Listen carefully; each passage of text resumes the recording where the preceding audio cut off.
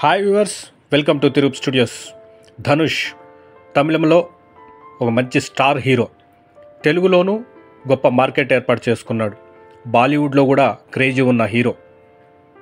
రజనీకాంత్ అల్లుడుగా కాకుండా స్వతహాగా కష్టపడి పైకెదిగిన హీరో ధనుష్. ఎన్నో విజయాలకు మారుపేరు, ఎన్నో బ్లాక్ బస్టర్లకు మారుపేరు. 49 చిత్రాలు నటించినటువంటి ధనుష్ 50వ చిత్రంగా రాయల్ ఈ నెల 26న విడుదలైంది. ఈ సినిమాకు వండర్ ఏంటంటే ధనుష్ స్వతహాగా దర్శకత్వం వహించారు. మరి ఈ సినిమా విశేషాలేంటో తెలుసుకుందామా?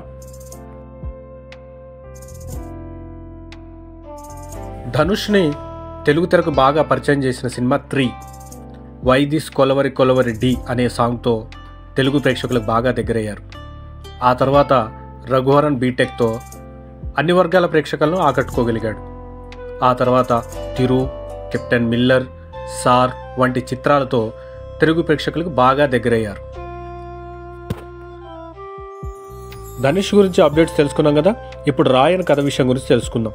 రాయన్ అంటే ధనుష్ తన 2 తమ్ముళ్ళు ఒక చెల్లితో కలిసి ఒక ఏరియాలో జీవనం కొనసాగిస్తూ ఉంటాడు. వీరికి చిన్నతనంలోనే తల్లిదండ్రులు దూరం అవడంతో ధనుష్ వీరిని చాలా అల్లారు ముద్దుగా పెంచుతూ ఉంటాడు. వీరికి శేఖర్, సెల్వరాఘవన్ వీరికి ఆశ్రయం కల్పిస్తాడు. రాయన్ నివసించే ఏరియా దురై చేతి కింద ఉంటుంది. ఇక సేతు అంటే ఎస్జే సూర్య ఆ ఏరియాపై పట్టు సాధించాలని అనుకుంటాడు. సిటీకి కొత్తగా వచ్చిన కమిషనర్ ప్రకాష్ రాజు రౌడీ గ్యాంగులను ఏరిపారేయాలని అనుకుంటాడు. ఈ క్రమంలో రాయన్ పెద్ద తమ్ముడు ముత్తు అంటే మన సందీప్ కిషన్ మన ధనుష్కి తమ్ముడుగా నటించాడు. ఆ ముత్తుకి ఎదురైన పరిస్థితులు ఏంటి, తన కుటుంబాన్ని కాపాడాలనుకునేందుకు రాయన్ ఏం చేశాడు, చివరికి రాయన్కే తన తమ్ముళ్ళు ఎందుకు ఎదురు తిరగాల్సి వచ్చింది, ఆఖరికి రాయన్ చెల్లి దుర్గ ఏం చేసింది, రాయన్ కథ చివరకు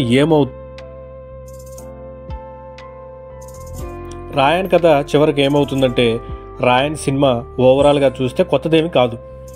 ఎన్నో ఏళ్ల నుండి చూస్తున్న కథే ఇది. కానీ ధనుష్ ఇలాంటి పాత కథను కాస్త పాలిష్ చేసి తన స్టైల్లో తెరకెక్కించాడు.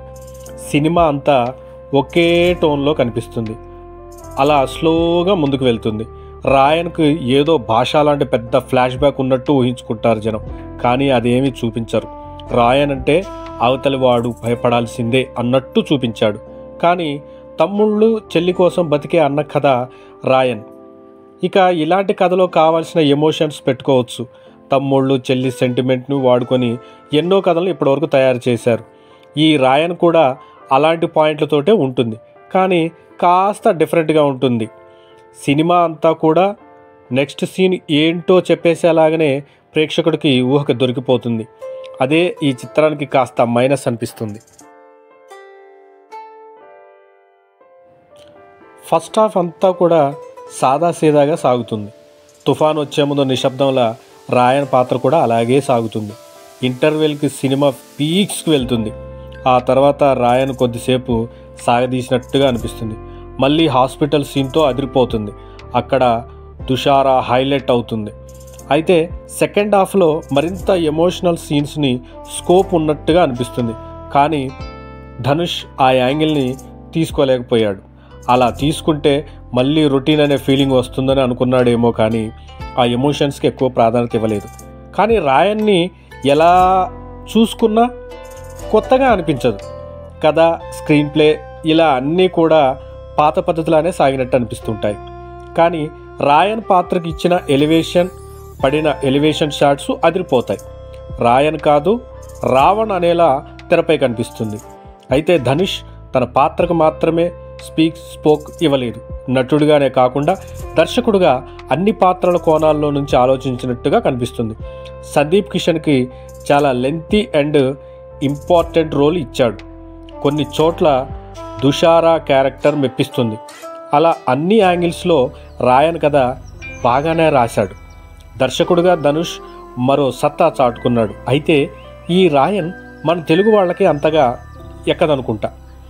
ఎందుకంటే ఇలాంటి రొటీన్ స్టోరీలు మనోళ్ళు చూసే ఉంటారు. ఇది తమిళంలో కాస్త మంచి ఊపు మీదనే సాగుతుంది. ఇలాంటి యాక్షన్ ఎలివేషన్స్ తమిళ ప్రేక్షకులకి బాగా దగ్గరగా ఉంటాయి. రాయన్ క్యారెక్టర్ కనెక్ట్ అయితే మాత్రం ఇవేవీ గుర్తుండవు. టెక్నికల్ టీంని ధనుష్ అద్భుతంగా వాడుకున్నాడు. ఇక సెకండ్ హాఫ్ విషయానికి వస్తే, దురైతో పోరాటం తర్వాత సింహంలా బలంగా కనిపించిన రాయన్ ఆ తర్వాత తోడేళ్లాంటి సేతు ఎస్జే సూర్య ఎత్తులకు దొరికిపోయాడా లేదా అనే విషయాలు కీలకం. ప్రథమార్థం వరకు ఓ సాధారణ అన్నదమ్ముల కథ అనిపించిన ద్వితీయార్థంలోకి వచ్చేసరికి సరికొత్త డ్రామాతో కథాగమనాన్ని మార్చేశాడు దర్శకుడు ధనుష్. రాయన్కి తన చెల్లెలు అలరిస్తాయి. పతాక సన్నివేశాల్లోనూ వైవిధ్యం కనిపిస్తుంది. రక్తపాతం, తమిళ వాసనతో కూడిన అతి క్రూరమైన సన్నివేశాలు ఉన్నప్పటికీ ఒక మామూలు కథని ధనుష్ తన అండర్ ప్లే నటనతో వైవిధ్యంగా మార్చాడు. మాస్ ఘట్టాలతో రక్తి కట్టించే ప్రయత్నం చేశాడు. కొన్ని భావోద్వేగాలు హత్తుకునేలాగా ఉంటాయి. పాత కథే అయినా ధనుష్ ఆ దిశగా దృష్టి సారించలేదు. ధనుష్ నటన ఈ సినిమాకి ప్రధాన బలం. అండర్ ప్లే చూస్తేనే హీరోయిజం ప్రదర్శించిన తీరు, ఆ కథను తీసుకెళ్లే విధానం చాలా అద్భుతంగా అనిపిస్తుంది. ఓవరాల్గా సినిమా చాలా బాగుంటుంది. ఎస్జే సూర్య విలన్గా భయపెడుతూనే చాలా చోట్ల నవ్వించాడు. ఇక శర్వణన్, అపర్ణ బాలమురళి, ప్రకాష్ రాజ్, వరలక్ష్మి శరత్ కుమార్లు పాత్ర పరిధి తక్కువే అయినా గుర్తుండిపోయేలా నటించారు. ఇక సినిమాకి వండర్ ఏంటంటే ఏఆర్ రెహమాన్ సంగీతం. చాలా రోజుల తర్వాత ఏఆర్ రెహమాన్ గారి సంగీతం చాలా బాగా అనిపిస్తుంటుంది. కొన్ని సన్నివేశాల్లో చాలా ఫీల్ కలిగించేలా ఉంటాయి. అయితే ధనుష్ దర్శకత్వం కంటే నటన పరంగానే ఎక్కువ మార్కులు పడతాయని కొంతమంది అంటుంటారు. మరి కొంతమంది ఏమంటారంటే నటన విషయంలోనే ధనుష్ చాలా స్కోప్ చూపించాడు, స్క్రీన్ ప్లేని అంత చక్కగా చూపించలేకపోయాడని కొంతమంది అంటుంటారు. ఇక ఏ విషయానికి వచ్చినా సరే రాయన్ ఒక గొప్ప ప్రయత్నం అనే చెప్పాలి. ఎందుకంటే ధనుష్